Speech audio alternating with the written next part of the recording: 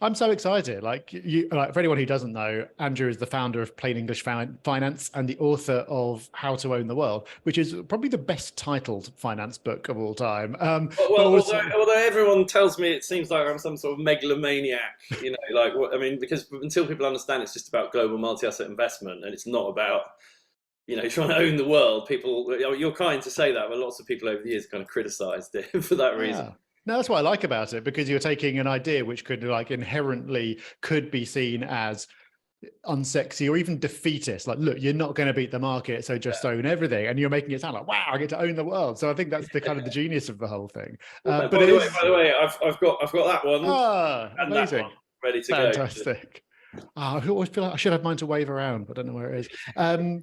But that's fantastic. So yeah, I mean, we were just saying before we started that I must have read the book as soon as it came out. I've got it on Kindle, so I went to revisit it for this research. Noticed there was a load about Bitcoin in it. I thought, wow, this guy's a fortune teller as well. It's incredible. Then I realized I think the Kindle edition must also update when new ones come out. Yeah, well, that was the third edition, we didn't put it in the 2015 edition, the second edition, but then by the time we were doing the third edition in 2018, I thought I've really got to include it. You can't kind of totally ignore it anymore. Absolutely. So I have questions about that. I have questions about lots of things. Then this is full disclosure, this could be a car crash interview because because normally I'd like try to guide people through things in a logical order and take you on a bit of a journey. But for me, like you've done it, like you did a really good interview with Damien from Damien Talks Money recently, which I think does a great job of kind of setting out your core thesis. So that's Yeah. probably a good place, and I'll link to it for anyone who wants to go and find that. But I want to abuse my position and ask you about all kinds of weird things. So let's Well, see how that's it great goes. because if I'm sorry, I keep jumping in. I hope No, that's all right. please. But one of the things that I think anybody who's seen me interviewed in this sort of forum like more than once, one of my sort of concerns is always that I'm very repetitive. And they say repetition is the mother of learning, right? So there's an element of that's actually a good thing because I'm so passionate about these messages, and I really believe they're really important for people to actually, become wealthier and have an easier life. And so I do bang the drum and make the same points again and again. But if you've got lots of slightly more off-piece questions, then I'll be less boring than I might otherwise be for anybody who's seen one of these before. Well, feel free to bang home the core message, but I think for anyone who hasn't read the book should, of course, read the book and also can go and look at that other interview that I mentioned. But I think something that really struck me on revisiting the book is that I enjoyed is your focus on asset allocation, because I've got a bit of a bugbear about sort of like your sort of TikTok style, your YouTuber financial advice, where it's just like, oh, you need to have a diversified portfolio. So go and buy like an index tracker, like a global index fund. It's like, well, Yeah. that's not really diversification, is it? Because it's all equities. It's 60% US. It's probably about 12% three or four companies. Yeah. So you very rarely see anyone talking about asset allocation in the way that you do. Yeah. Well, I mean, so the insight there, and I guess I'm a bit weird in that I started my career in the city in the late 90s, and I started in the bond market. And then I moved to the equity market, and I moved to smaller company equities. And I sort of describe in the book about how, well, sort of bond people and equity people can often be a bit like cat people and dog people.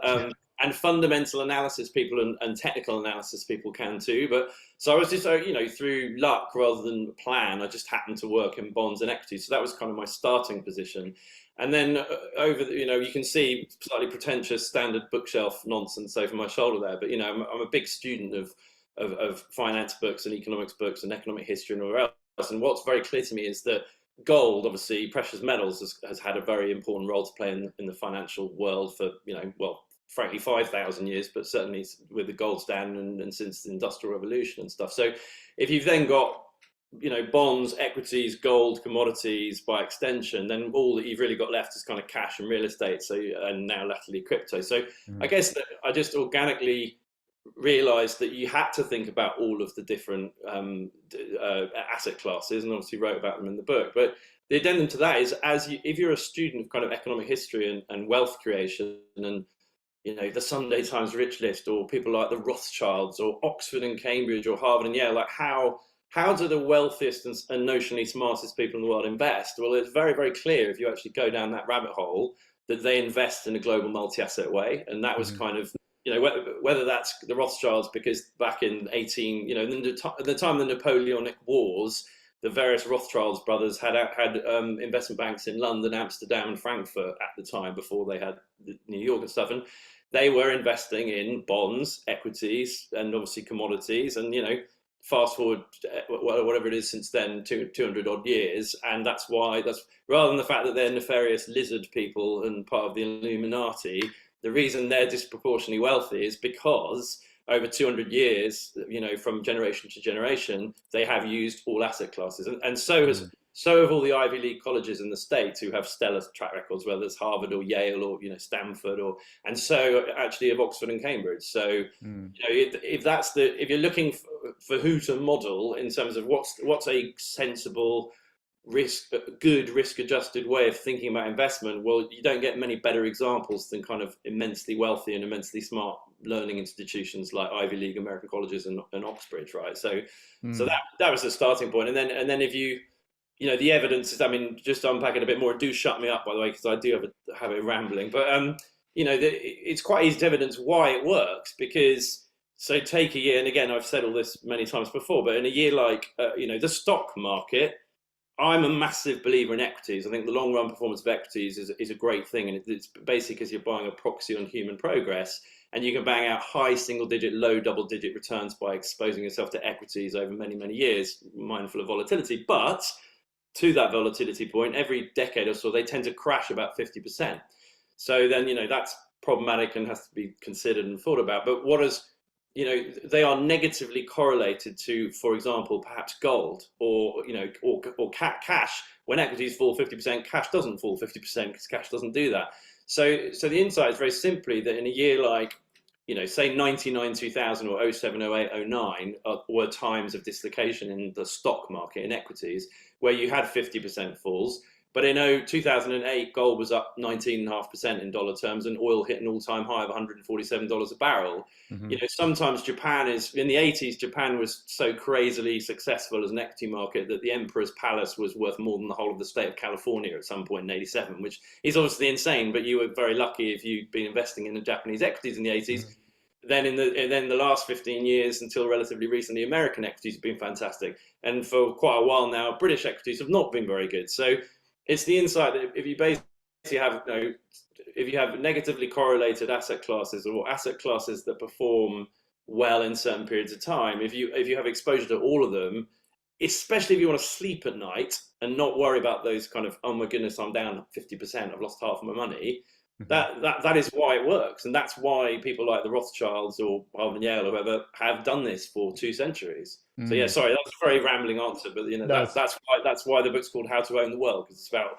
all major assets, all major geographic regions. Yeah, that sparks about 4 different follow-up questions. Where to go next with this? I suppose one of them is, so if you look at, if we use like sort of the great endowment funds as a guide, to what extent do they play around with their asset allocation? So do they tend to have something like Harry Brown's permanent portfolio and they just stays the same forever, or do they tweak it based on conditions? Yeah, no, I mean, the honest answer is no, because they've got I mean, I don't know how many Harvard endowment fund, how many staff they have now, but it's probably like knocking on 100, right? And they're running $50 billion or whatever. So that, the more you're running, the harder you have to work.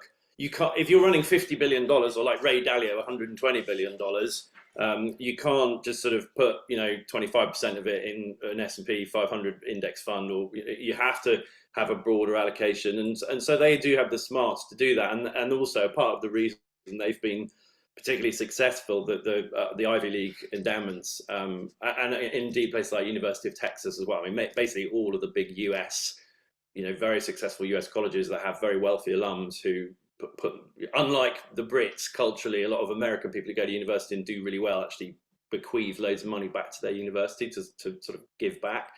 Sorry, that's probably being very rude about Britain, but the Americans are definitely better at that, because they're just more into like equity market capitalism than we are, in financial markets. But so those big multi-billion-dollar endowment funds have a great team of staff, and they've also tended to get into things like timber, things like private equity, VC, venture capital, everything else over the years because they have that smart team.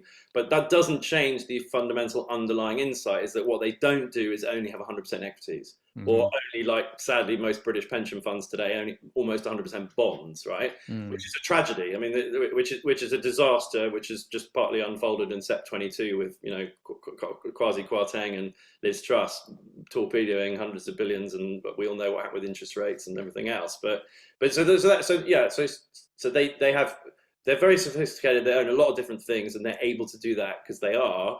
But they definitely cover all bases in terms of the different asset classes and the US, Europe, and Asia.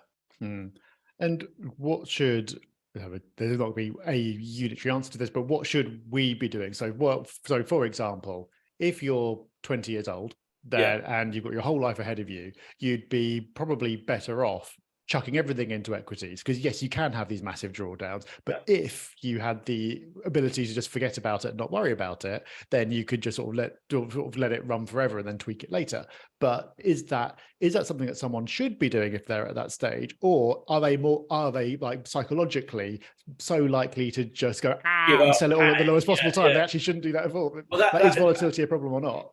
Absolutely. So, well, it depends how. So I actually wrote a second book called Live on Less, Invest the Rest, which we describe as a workbook because it kind of accompanies our online community, and it's self-published rather than being published by a big publisher. But in that book, there's an idea, and by the way, there's a 5 email series on my website, on the opinion bit on my website. That's all about 100 minus your age. But precisely to your question, and you know, articulating what might a 20-year-old do.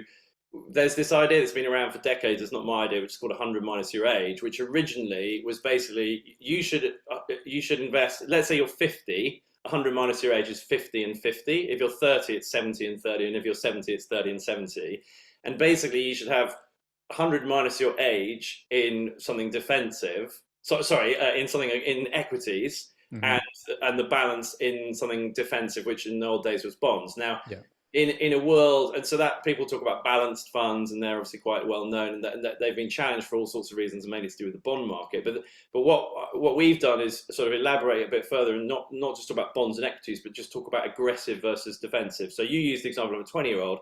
So could a 20-year-old be 80% aggressive and 20% defensive? Yes. And then the suggestion we made, which is really easy, elegant, you know, you don't have to think about it much, is that once you've set that up, so each month you've got a couple £100 a month to invest, let's say, you can be 80% aggressive, so let's just call that a stock market index, you know, whether that's the MSCI World now because we're maybe worried that American exceptionalism won't continue into the future, or the S&P 500 if you're still a big buyer of America. But, you know, it doesn't really matter, to be honest, just a stock market index. Then have 20% in defensive, and for me the easiest defensive is kind of obviously cash and gold. Whilst gold's quite volatile, it's sort of got a 5,000-year track record of preserving value, right? I always use the example, again, apologies to people who've heard it, but you know, in 50 AD in the Roman Forum, 1 ounce of gold would buy a nice toga, and in like 1066, 1 ounce of gold would buy a nice suit of armor. And in 2022, 1 ounce of gold buys a pretty nice suit. So there's basically nothing else in history, no currency, whether it's seashells or feathers or whatever we've used, or Hungarian forints or, you know, pound sterling, dollars, euros, yen, whatever. No currency can demonstrate that multi-thousand-year track record. So it's basically, if you're 20, you could go 80% aggressive and 20% defensive. Each 5 years. So don't think about it for 5 years. Just direct debit monthly for 5 years, and then you only need to tweak it every 5 years to get it broad brush, get it right. So then, let's say 10 years later at 30, you'd have 70% aggressive, 30% defensive. And of course, why? Because when you're 70, you really want to have 70% defensive and 30% aggressive. Because if you're 30 and there's a 50% stock market crash, and you've got 10 grand, now you've got 5 grand, which is annoying, and you've just spent your 20s like saving 50 quid a month or whatever you've saved. It's annoying, but you've got the rest of your life to sort it out and benefit from the supernormal returns of shares or aggressive stuff. But if you're 70 and you've got £1 million after a whole life of being a doctor or a lawyer or, you know, whatever, and you've managed to build a pension pot of £1 million by the time you're 70, and there's a 50% market crash and you're exposed to the market, obviously you've lost £500,000. So those are two very different, and that's why age and lifestyle is really important. But to your question about should it, because the other question is, are you able to handle it psychologically? Because Charlie Munger, Warren Buffett's right-hand man, who's one of the best investors of all time, as most of the audience will know, says that if you're not willing to accept a 50% drawdown in your equity investments, you deserve the mediocre, with equanimity, i.e., and be chilled about it, you deserve the mediocre investment returns that will result. And so the point being is that if you are 80% aggressive, and then 70% aggressive when you're 30, and then 60% aggressive when you're 40, at periods along the way, you will be down. Like without, unless the world changes, but you will be down, and you need to be able to grin and bear it. And actually, most people can handle that psychologically if they know what they're doing. Like if you know all this stuff, you can be confident. But we have this, I have this with my audience all the time. People going, "Oh, I've been at this for 3 years and I'm kind of flat, or I'm down 20%." And it's like, look, the whole point here is you're looking at a lifetime of investment, and over a lifetime investment, the evidence of 2 centuries since stock markets were invented is that actually, as long as you hold, if you hold for 5 years, you've got something like a 96% chance of being up. If you hold for 10 years, it's like a 99 point something percent chance of being up. And particularly if you're investing each month regularly, because if you're investing a little bit each month, if the stock market's 7,000 today and then it crashes to 4,500, you're buying it at 4,500, 4,700. So over time, most people will know that's pound cost averaging, and that's why we believe that this stuff is actually a lot simpler than people fear. So and a real purist, actually, if you start investing and saving 10% of whatever you earn from the time you're, let's say, 25, and just do that for 40 years, you've got a very, very, in just aggressive stuff, in just the stock market, you've actually got a very good chance of having quite a lot of money by the time you get to 65. And then you don't really have to worry as much about volatility, because if you're only taking a few percent out each month, which is what the FIRE, what's it called? Retire Financial early. independence, Retire retire early. FIRE purists talk about taking 4 or 5% a year out of your pot. So if you've got £1 million, you can take 40 or 50 grand out each year, which is fine for a FIRE person who goes over on a bicycle and eats lentils, 3 times a day. But maybe not fine for somebody who's a bit more ambitious. But still, if you own only the stock market and it goes from, say, 1 million to 700 grand in a really bad year, you can still take 40 grand out, right? And the way it works is that you, over 20, 30 years of doing that, you should be fine. But you're right, most people psychologically, that's why we think it's better to go more defensive as you head towards retirement, because most people can't deal with it. And you've got to automate it, because otherwise you're buying every month until it goes down, and then you go, oh, well, maybe I should just wait and see if it's going to recover, because maybe it'll go down further, which is a nightmare. We say take yourself out of the equation, and financial products are the only product, apart from what economists call a Giffen good, or a prestige good. So pretentious people will pay more for a brand new Ferrari to show that they can afford a brand new Ferrari, but most goods people will buy more when they're cheaper. Obviously, right? That's just fundamental economics.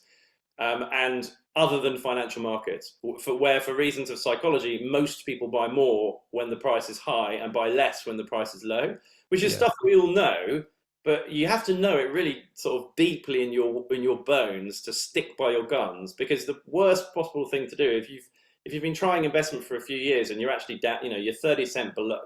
If you're investing regularly each month, you're forcing yourself to save a load of financial surplus anyway. So you'll have, even if mathematically you might be down 15% because the stock market's just crashed, you'll still have many thousands of pounds that you've put into that, activity that you wouldn't have if you've just.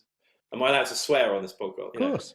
But I was going to say, if you've pissed it up against the wall, in the pub or whatever, or nice holidays that perhaps, were more expensive than you should have, considered, you'll still have many thousand pounds, even if you're mathematically down. But the key thing is just to keep going. And that, if I may, is just a quick addendum to that. I think it's really, really important to understand, and I said it if you're going to link to that other interview, but I might as well say it again, is because it's so important, is we're all about investing, not trading. And I think we have a generation of, particularly anybody about under the age of maybe 45 or even 50 now, with social media, with the explosion of influencers, with the explosion in crypto and everything else, is people go straight past investing, which has worked for 200 years and has made most rich people rich, truly. I mean, most rich people are far richer from their investing activities than even actors who make $20 million a movie. You know, the reason they're worth many hundreds of millions of dollars, which is a great deal more than the sum of all their $20 million acting fees, is in large part because of investment. But most people go straight past investment, which is relatively easy, has a 2-century track record of delivering an outcome, to trading, which is really hard and takes a lot of time and a lot of knowledge, and most people get wrong.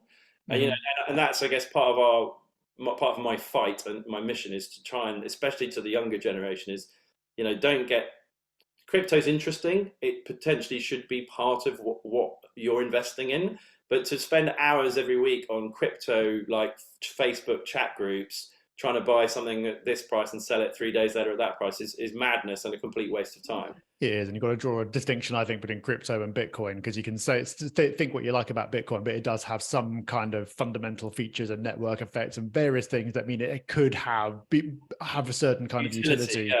Whereas if you are just kind of speculating on meme coins, it's a completely different thing, but people bundle it all. Well, you know what? That's right. Even Bitcoin and Ether, which I'd say is the other sort of blue chippy one, is. I was writing a piece at the request of a couple of management teams in the UK in December, and we're basically looking at, actually the front cover of Money Week magazine this week's all about the British stock market being a disaster for 20 years and why that is, and there's a lot of reasons. Regulation. We've lost 1,000 companies from the London stock market. We had 3,250 in 2007. Today we've got less than 2,000, and it is it's a huge part of why we have a cost of living crisis in Britain, by the way. And all the policy decisions that we've made in the last 20 years have done the 180 degrees the opposite of what would have been good, sadly, under both Labour and the Tories, by the way. But the point I was going to make is the small end of the market, and I've seen this firsthand from, if you like, my previous day job. The reason it's so hard, or a big challenge to developing a small stock market listed company. So I'm talking about a 50 or 100 million pound company, not a 100 billion pound company like AstraZeneca or Shell. Or I'm talking down, you know, in the engine room of the economy where most people are employed, where most growth comes from, where most new technologies emerge from, whether that's software or biotech or whatever. Something like 9 million British people have invested in crypto in the last decade. And it's hard to calculate the total value of that investment, but it's probably knocking on 10 billion quid. And that 10 billion quid has not gone into small stock market listed companies. It is directly cannibalized. So, you know, and there are dozens of small stock market companies that are actually trying to do real stuff in the real economy and actually employ people, cure cancer, you know, develop a diagnostic machine that might strip 10 billion pounds out of the NHS. New software, you know, and then obviously things like Purple Bricks or Delivery Hero, you know, in the tech space. But I've seen firsthand hundreds of British companies, and the same, obviously, you know, crypto peaked at $3 trillion of value in aggregate, right? That's $3 trillion that didn't go into actual companies doing actual things that might actually, you know, improve our experience as a species. And if I'm honest, that really pisses me off. Like whatever you think about whether crypto is the future or good, bad or indifferent, the simple fact is that it's retarded scientific progress and the development of hundreds and hundreds of companies that, you know, 50 years ago, our grandparents or parents' generation, that if they had 50 grand to invest in investments, they wouldn't have put it in Dogecoin or Dogcoin, or how do you pronounce that, by the way? I actually never know. People are split on this. I've not managed to get to an answer. I've also had Doggy Coin. Doggy Coin. All right, but you know, what crypto and blockchain and everything is potentially very interesting, but it's nowhere near as interesting and nowhere near as much of a social good for us as a species and as a society as dozens, if not hundreds, of companies that have been massively challenged by the rise of crypto. And I think, you know, this is something that's too little discussed and too little understood by politicians and financial regulators and people generally. So I'm getting on my soapbox again, but I think it's really important. You say that, Andrew, but I've got a really cool picture of a monkey that no one else can claim that they own unless they screenshot it. So that's got to be worth. Oh yeah. Well, I'm embarrassed to admit I was offered by two lovely people doing really interesting things. What's it called? I'm really embarrassed now. What's the picture of the monkey is a Well, there's Bored Apes. What's the other one? I've forgotten now. No, but I can't believe I can't remember what it is. But it's when you get like a JPEG or whatever that's Oh, back. NFTs. A what? NFTs. An NFT, yeah. Which, by the way, I Yeah. can't believe I'm grasping that. I'm having talked about and thought about NFTs loads, but just a bit of a mental block. But I've been offered a couple of NFTs, which for free by people just for sort of doing things like this and whatever else.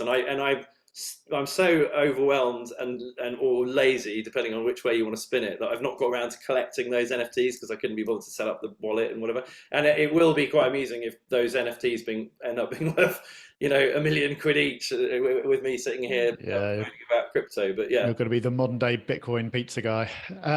But yeah. let's talk about, let's finish up on crypto, and then I want to go bit into some other asset classes. So is there a case for having, not going to say crypto, is there a case for having Bitcoin as part of your asset allocation? Yeah, between And if so, what's the purpose of it? What would be the point of having it in a portfolio? well, What job you is and it I, doing for you? having read your book, I know that you and I are on a similar page in terms of inflation and since we came off the gold standard, I mean, it's a bit more nuanced than that. But the actions of central banks is this kind of everything's on the never, never, creating fiat currency out of thin air, left, right, and centre, and that is highly problematic. It's, in my considered opinion, based on 20 years of being a student of such things, or more, 30 years or whatever. It's what's causing the cost of living crisis. It's why the NHS is in. I mean, it really is the root and branch underlying cause, far more than any political party. Yep. It's our monetary system has made the world fundamentally less fair. It's made the rich richer and the poor poorer. And the really sad thing is that most of the electorate want more of it. The answer is 180 degrees the opposite to what most people want, which is more government, more money, more borrowing, more debt. And it's 50 years of this of total lack of any kind of fiscal responsibility that's driven us there. And you can vote for slightly more of it or slightly less of it, but you're still going to get more of it one way or another.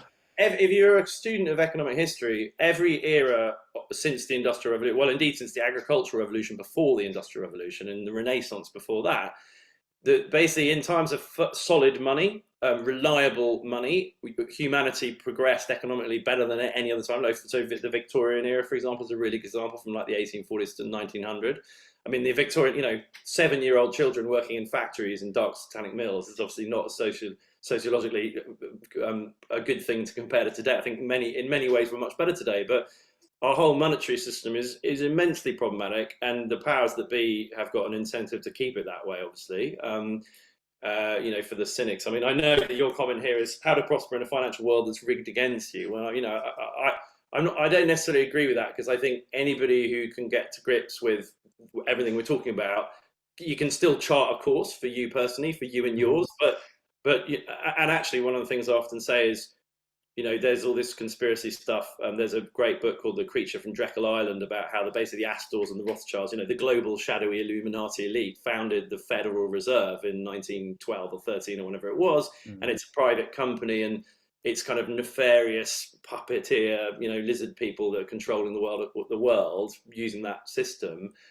But one of the things I often say is, okay, but since then, mankind's enjoyed the best, the most enormous uplift in everything that matters positively, like far less war, violence, homicide, compared to every other age of man, religious freedom, political freedom, sexual freedom, wealth, travel, football teams, sport, leisure.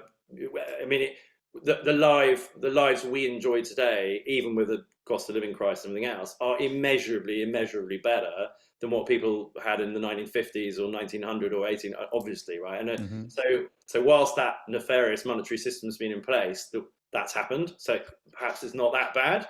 But anyway, rambling on, my point is that but the monetary system is definitely a real problem, and it's causing all sorts of divisions in society. I think it's a big reason why America is becoming increasingly violent and polarized, and the Democrats and the Republicans hate each other more than ever in history, and similar sort of dynamic in the UK, and all the strikes we're having going on now. So the preferred course of action would be that we get an enlightened, small government, libertarian government that brings back sound money. But sadly, that's not going to happen, I don't think. So in the meantime, what can you do as an individual? well, you need to preserve your purchasing power, and you need to think about as you actually, I know you talk about the difference between nominal wealth and real wealth, and money illusion and inflation, and so that is what, whether you're going to use precious metals or equities or Bitcoin, that's the function that Bitcoin can potentially serve. And I know that most, massive Bitcoin enthusiasts, that's where they're coming from, right? That we're potentially knocking on the door of the end of that fiat monetary system because of the disasters that are unfolding around us and this egregious explosion in debt. People who own Bitcoin theoretically will become the new masters of the universe if the whole system falls over. Mm-hmm. I think that's a risk. I'm not sure I agree with that. I prefer Meryn Somerset Webb, who's a brilliant lady, used to be the editor of Money Week, and now works for Bloomberg, contributed a piece to Money Week the week before last, about saying that why she preferred gold to Bitcoin for this.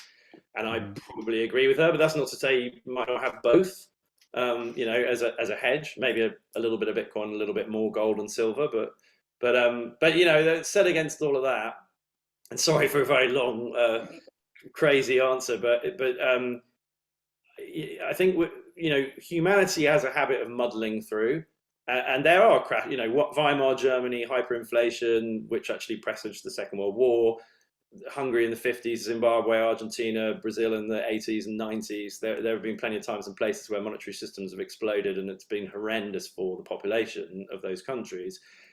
I kind of feel like in sort of modern Western democracies and in the world today, in a very network globalized world, it might be less problematic if there is a big kind of denouement than it had been, than in 1920s Germany, for example, where you can get bread without a wheelbarrow of cash. I don't think it's going to come to that, just because of technology, because the world's just more advanced technologically. Yeah, but regardless of what happens in future, the pattern that we've seen sort of since the 1970s and increasingly over the last sort of 20 years, it seems, is like money flowing to what is scarce, and so you still see it in gold, and you can see it in Bitcoin, you can see it in real estate. And exactly, but that's why I'm quite a big bull of equities, right? Because I think the thing a lot of people get wrong is they're like, oh, if there's a if there's a massive crash or some sort of really horrendous revolutionary end to the monetary system, that's going to be massively bearish for equities. It will in the short term, but ultimately, if you are the legal owner of an exposure to 500 companies that are actually doing real things, like bringing you paper and nappies out of the forests in Scandinavia or Canada, or owning a load of farmland and producing food. I mean, or mining zinc or copper or whatever. I mean, I think all the way up to actually technology, assuming the internet doesn't collapse because it's kind of nuclear Armageddon, which, at the end of the day, if that happens, then you won't really be worried about your investment portfolio anymore, right? But I think in the meantime, having a fractional title over real companies doing real things that human beings actually need is probably one of the very best places to be investment-wise in a terrible market. Whereas a lot of market commentators will say, oh, if there's a horrible kind of crash or geopolitical problem like China invades Taiwan, you don't want to be in equities. And I think maybe in the very short run, it's like if you lived in Germany in the late 30s, during the Second World War, obviously stock markets were challenged in any number of ways, and gold was probably a good place to be. But actually, if you look at a chart of most global stock markets going all the way back to kind of 1870s, and through the Second World War, it's surprising what a minor blip it looks like. The Second World War, like the whole world at war for 6 years, and yet its impact on the stock markets, if you zoom out, which is what we advocate, and you look at a lifetime investing of somebody who was maybe born in 1920 and investing all the way till 1980 or whatever, it's a blip, remarkably enough, right? We've got this far into a conversation. We're half an hour in. We haven't spoken about bonds yet, other than in passing. So let's talk about bonds, because you sort of had that as your background, but it's something that you haven't kind of talked about as a defensive asset. And I think the 60-40 portfolio was kind of predicated on the fact that that's kind of that's your brakes and the stocks your accelerator, or whatever kind of metaphor you want. That seems to have broken down. Has it broken down? Was it ever true? Is it anymore? It's a really good question. So bonds, I find, I sort of scratch my head a lot about bonds. I mean, I think the first thing to say is that they're not as defensive as people think they are. Like if you buy a bond and hold it to maturity, well, let me take a step back. They're more complicated. Like they are one of the most complicated asset classes to really get to grips with and understand. I think for the average person who's trying to do some investment and improve their financial life over many years, I think it's relatively easy to do that without having to worry about bonds. And I think to really understand bonds, you need to do quite a lot more work than just to understand how to buy a bit of the stock market and some gold, let's say, as various options. So if you buy a bond that's yielding 3% and you hold it to maturity, as long as it doesn't default, it will pay you 3% per annum. In the secondary market, though, the price of it will go up and down a lot and will fluctuate, and bonds can be volatile, just like equities. And so, as an example of that, people talk about bonds being super defensive. Well, UK gilts, UK government bonds are therefore supposed to be one of the most defensive because it's we used to be a big economy. We're still a relatively big economy. Last year, a basket of UK gilts was down 25%. That's not what I would view as being particularly defensive. I mean, obviously, as I said earlier, if you're holding gilts to maturity, you don't have to really worry about that because that's just what's happening in the secondary market. But if you're holding gilts from maturity that you bought relatively recently, you'll be earning 1% a year, which is 9% of real wealth destruction as against a 10% inflation rate, right? So I think they're a bit rubbish, which is why, without wanting to write off the biggest investment class other than property, I just think when I say that, I guess I think they're a bit rubbish for, as I say, the average person. I think to engage with it requires a lot of thought, a lot of effort, and I think you can cover a lot of ground. Certainly as you accumulate wealth from, say, the age of 25 to the age of 65. I think what we often say to people is when you are hitting kind of your 60s or whatever, and you hopefully have managed to build a reasonable pot and you're ready for retirement, and you go into what's called, so that's the accumulation phase where you're trying to build wealth.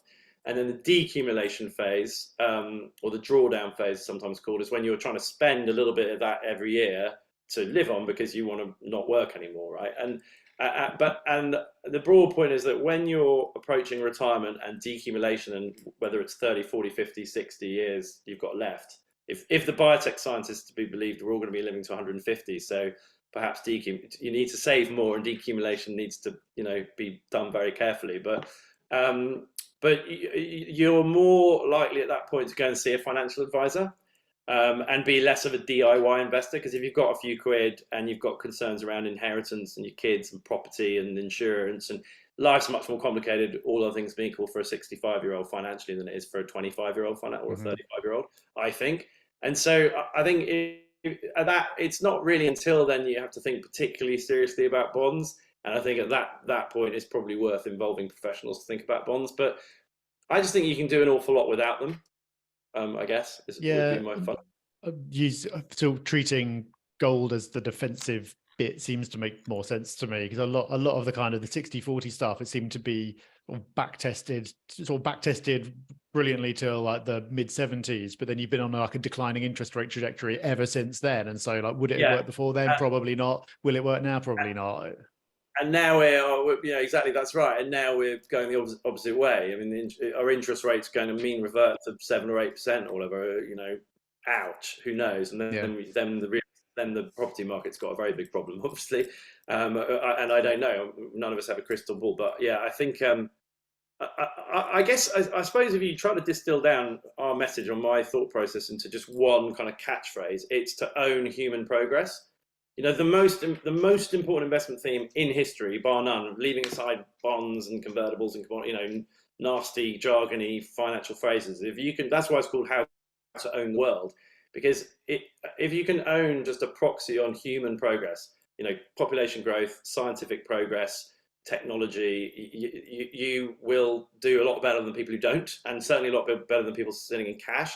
And I just think the best way of doing that is to own predominantly equities, as long as you start early, invest every month to smooth out the volatility and the fact that there are stock market crashes, and save and invest enough so that you get to a position where you are sufficiently wealthy that you can make that transition from like working for a living to living on the capital that you've spent 30 or 40 years accruing.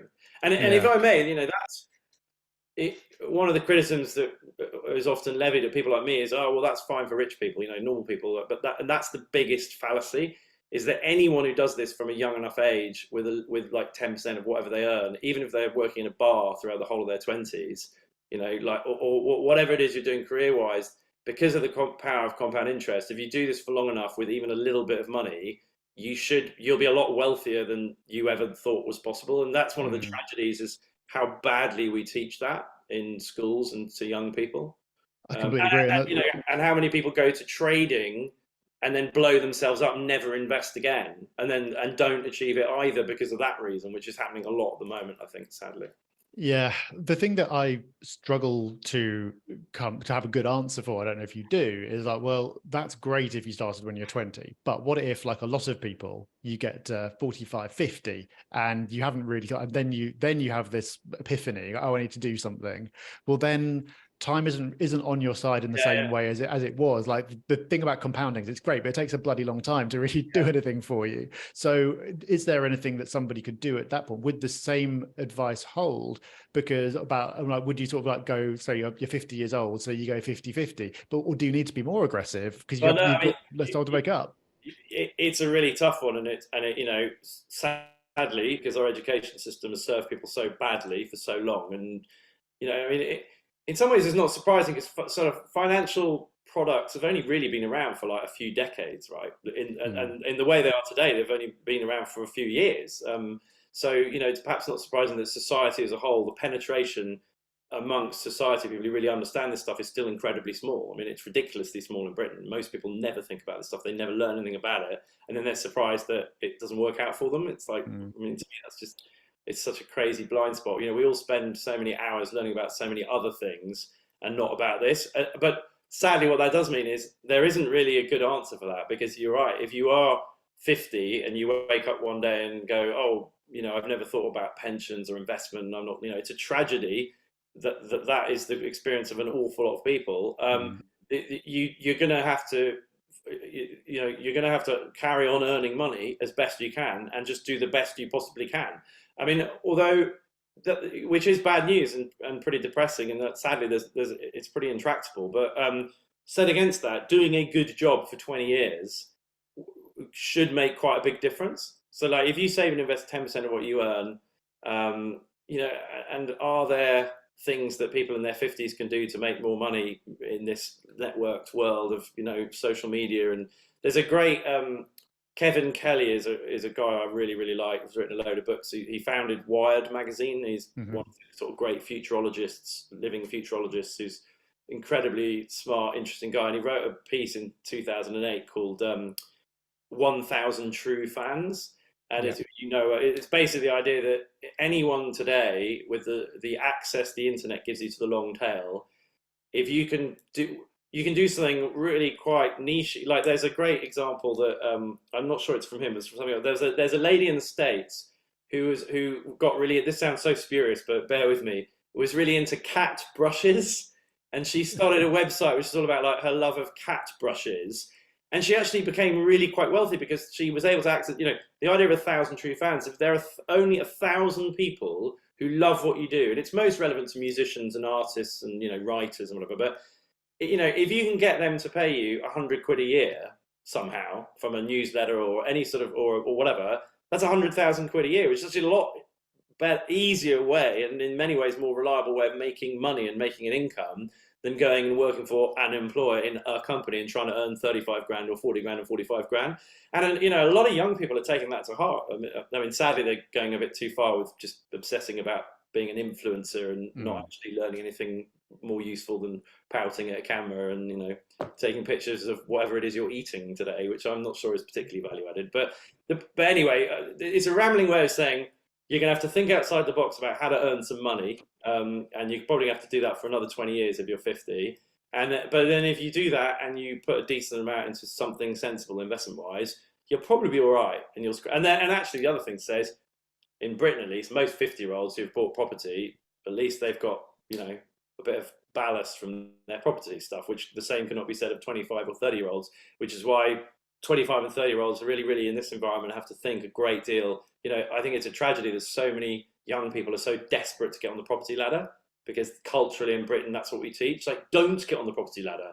Just take a certain percentage of your income, and I would say approaching a third is about the right number, and spend it on the best possible roof you can put over your head. However you do that, if you can afford to get on the property ladder, that's fine. But if you need to rent, don't. I'm a renter, by the way. I was sitting here. Me too. In fact, well, I know we're kindred spirits. I think the nonsense talk, to the unthinking belief that rent is throwing money away and you should always just get on the property, it's a really fallacious, unthinking approach, and it's like golden handcuffs, right? And people forget the property ladder can often be the property snake. I mean, I had a debate with somebody the other day about, oh, property always goes up. No, it doesn't. That's if you look at 200 years, property in the UK went sideways from 1900 to 1960, right? And it's a lot. Anyway, we can unpack that, but nevertheless, there has been this long, strong, durable growth, appreciation in the value of British property in most places. And so anybody who's a boomer or in 50s, 60s, 70s probably at least got that ballast, and maybe they can downsize and that can help them out. So, but yeah, young people, don't be afraid to rent, because by renting and not, spending 60% of your post-tax income on paying a mortgage at 2% interest rates, which now are going to be 6% interest rates, by the way, you can invest in everything we're talking about, which, by the way, over a 30 or 40 year trajectory will probably end up rewarding you far better than desperately trying to scrape onto the property ladder. So UK smaller company equities have outperformed property since 1955 by 4x. Wow. It's like nobody knows, and nobody's investing in equities anymore. It's insane. Yeah, you need to have access. You need to have assets, but you don't have to live in your assets. And I think if you do, the thing is, there's lots of problems, and the fact that like home ownership is tax advantaged in many ways that other things aren't. But you can borrow money to buy a property, and you can borrow money to do it, and also the fact that it's something that it's like an enforced savings plan. Like once you've got a mortgage, you have to save every month. You can't not, and so it makes you have good habits. There's lots of reasons that it kind of works for people, but then you get to the end of it and it's like, great, I've got £1 million worth of equity that I can't do anything with because I live in it and I'm not prepared to move. That's right. And you've only actually made real forward progress if you're willing to move somewhere else that's cheaper. Yeah, which that's the bit that no one seems to. I mean, it's obviously better. By the way, it's better than being in cash, of course, because you're in cash, you're 100 grand, still 100 grand, and if you're in property from 1985 to whatever, your 100 grand's $1 million, and So property has moved in line with inflation and the devaluation of the pound far better than being in pounds and having cash in a mattress, for sure. But I just think people need to think a lot more deeply about that. And by the way, for what it's worth, because I've seen an awful lot coming out of the woodwork about this recently, and I guess people are thinking more that the bearish position on property, and we're just talking about the UK for now, is obviously kind of more obvious and more in the contemporary zeitgeist at the moment, that interest rates have done what they've done, and markets are beginning to look a bit tricky for the first time in a long time. But I think one of the things that's really, really interesting about Britain demographically, I just mentioned the word boomers. So there are 600,000 people over to the age of 90 in the UK at the moment, and basically. Being a nonagenarian is quite highly correlated with being from quite a wealthy background, because obviously, people in Hampshire and Surrey and whatever, people who've had jobs in the city or whatever, white collar jobs, tend to have longer life expectancy, and the wealth and life expectancy are correlated. So that's 600,000 people, many of whom own like large family homes in the south of England. Now, don't get me wrong, there's plenty of places elsewhere in the UK, but the real point I'm making is, when you die, you become a forced seller of property, unless if you have an only child, it's an elderly couple who die, or they both die, who then have an only child, obviously can hand the property directly down, and I'm sure plenty of that will go on. But anyone where there are siblings, where the estate is going to allocate equally to the 2 or 3 or 4 or whatever siblings, basically becomes a forced seller of that property. Unless one of the siblings is particularly wealthy and can, buy out the other 2 or whatever, which is in this day and age pretty rare for obvious reasons. So what that implies, if you actually look at the demographics of Britain right now, how many boomers there are, 600,000 people in the 90 plus cohort, X million in the 80 plus cohort, X million more in the 70 plus cohort. As these people hit pass away, candidly, that is a massive, massive demographic bulge of forced sellers of homes in this country. And I don't think if you couple that with interest rates, I don't want to be a horrendous bear of property, but I think people need to think really seriously about what the next 20, looking at the last 30 years of the experience of British property with foreign buyers and hundreds of billions coming into London and cascading out into the rest of the country from China and Russia, and every rich person in the world has wanted to buy property in Britain or London, and then that's cascaded out into the rest of Britain. I don't know how durable that will be, and the extent to which it will counteract millions of elderly people passing away and their properties going on the property market. So I think it's going to be very interesting to see what happens in the next 20 years with UK property. Yeah. I don't think anyone knows what's going to happen in the next 20 years. The only thing you can say with certainty is it's not going to look anything like the last 20 years, in my opinion. That's right. And you can actually say, as a statement of fact, that the biggest the population bulge in British history, the baby boomers, all the people born in the late 40s, the 50s, and the early 60s, or however you define the boomer generation, that was the biggest generation, which then acquired property when they acquired property in this inflationary world with funny money and fiat currency and central bank printing and QE and everything else, which is what's driven that notional value of all that property and tons of foreign buyers, as I just said. But actually, thematically, what you can't argue with is the fact that that generation is about to start dying, right? That's just fact. Unless they're all suddenly, unless my biotech companies that I follow give them I think somebody who's 30 today might be able to live to 120 or 150 quite healthily based on everything I'm reading at the moment. But I think sadly somebody who's already 70 or 80 is not going to have the same benefit of those new biotech technologies. Yeah. Time is going so quickly. There's so much that we haven't covered. I just want to quickly go and emphasize the point that you made about sort of like finding ways to earn more money, because that's just a personal bugbear of mine that no investing book talks about making more money. It's just kind of it's always assumed that is fixed and you have to do everything else around it. Like, no, you can go. That's often like your human capital is the best resource you've got. And I totally agree with you. Just on that point, this is something. So how many 20-somethings do I see at the moment in crypto, or certainly in the last few years, maybe less so now, but spending hours and hours and hours trying to trade FX or trade crypto, right?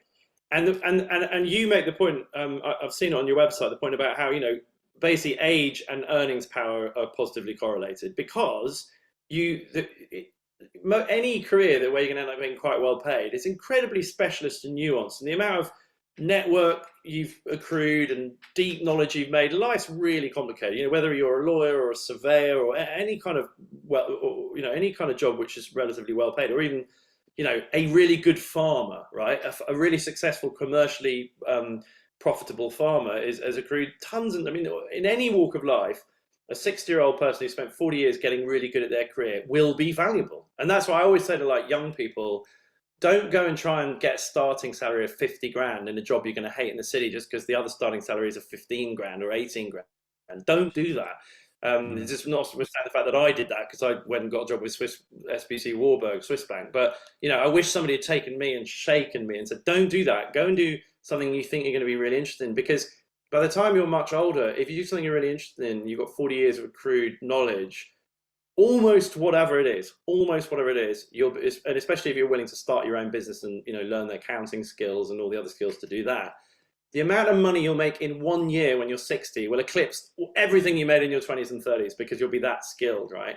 And I think the trouble is we've got so many young people today that are not accruing that edifice of knowledge that's going to make them that valuable in their 60, because they're pissing around, wasting untold hours trying to trade.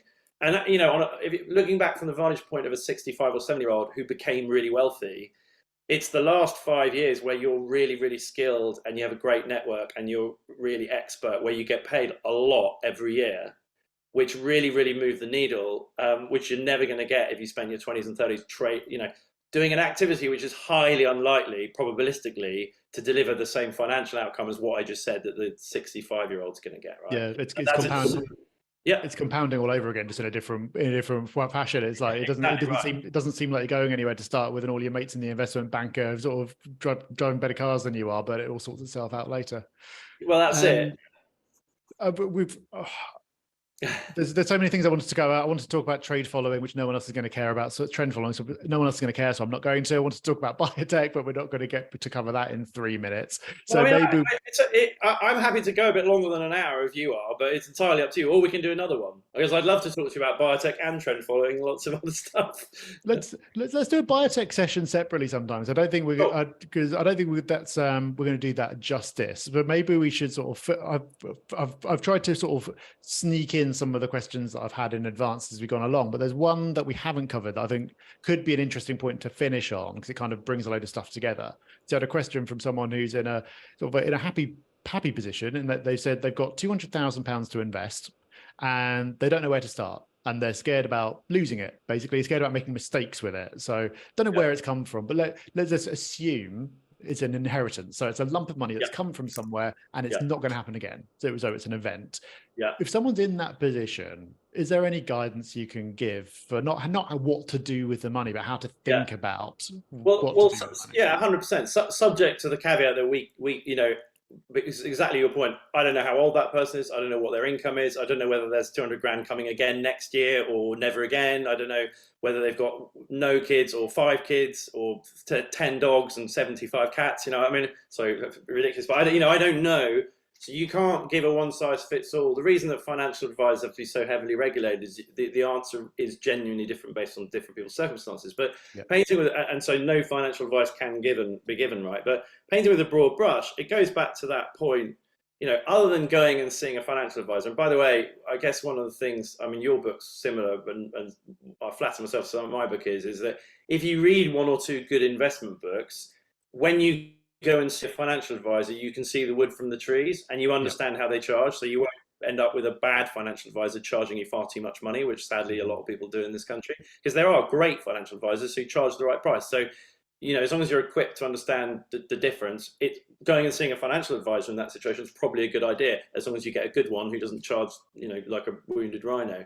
But basically, first principles is, okay, so how old is that person? Because that goes back to my 100 minus your age point. That is a nice, elegant rule of thumb, right? I got 200 grand. If I'm 30 and I'm gainfully employed, oh, here we go. Sarah's given the answer. There you go, 37. So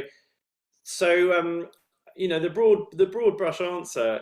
And again, Sarah, I mustn't give you financial advice. That's but the broad brush answer is that roughly.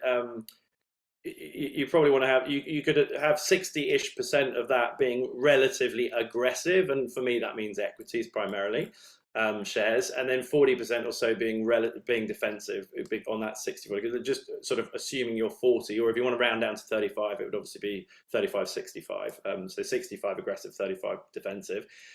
And then the crucial thing I'd say though is it depends on how risk averse you are, but prudently. If I had 200 grand drop into my bank account today and I'd made that basic decision, I'd probably put 20 grand a month in for the next 10 months to those 2 things. So, 20 grand a month into the market, 20 grand a month, so we'll keep the maths easy. Say you're 50 and you're going to do 50% aggressive, 50% defensive. You could prudently do, of that 20 grand a month for the next 10 months, 10 grand a month into a market and 10 grand a month into defensive stuff, whatever that might be. And then that just means that you're not going to risk 200 grand going into, the FTSE or the S&P or whatever, and then there being a 30, 40, 50% 2007 style crash.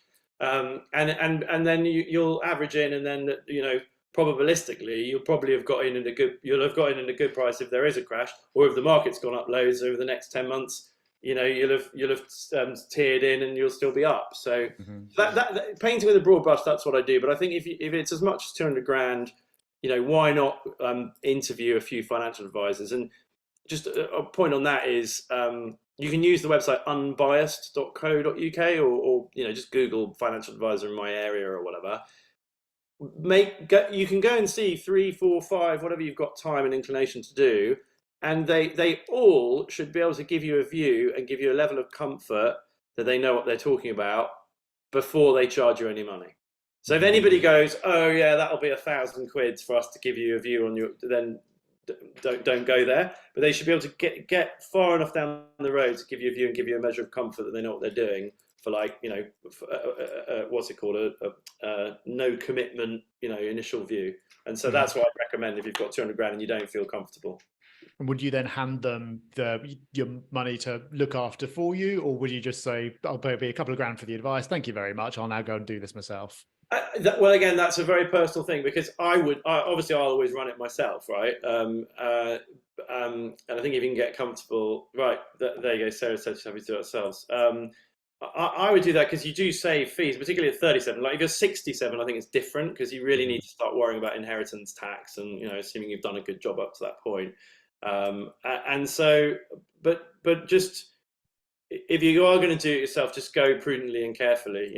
Definitely don't put 200 grand into one thing tomorrow. And the counter argument is that what people refer to as kind of cash drag, which is that, if the market does go up a lot, you're sitting on 180 grand in cash next month and 160 grand the month after. What a shame you're not invested.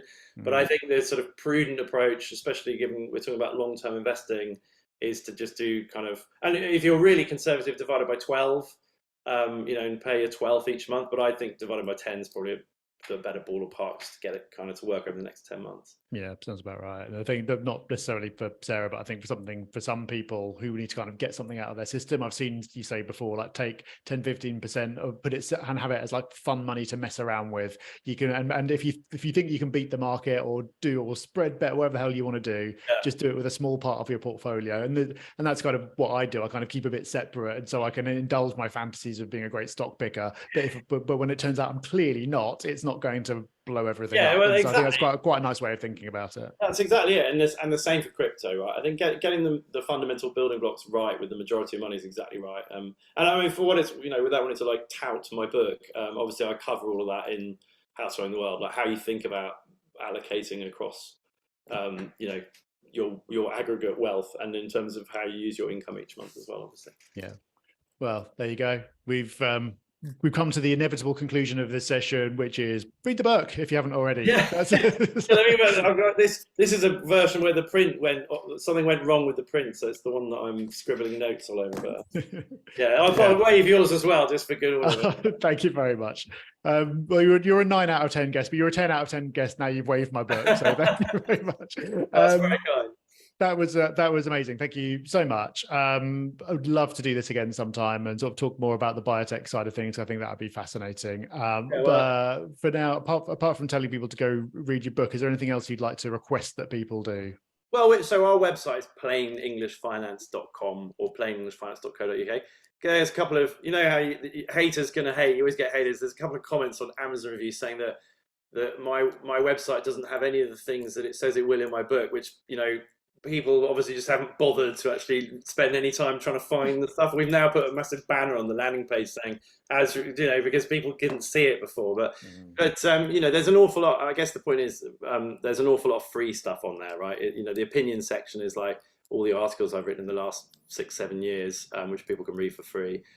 So if people found any of my nonsense interesting in the last hour, then there's lots more there, and there'll be lots more in the future. I've just spent a year trying to float a company on the stock market and writing my next book about biotech, as you know, Rob.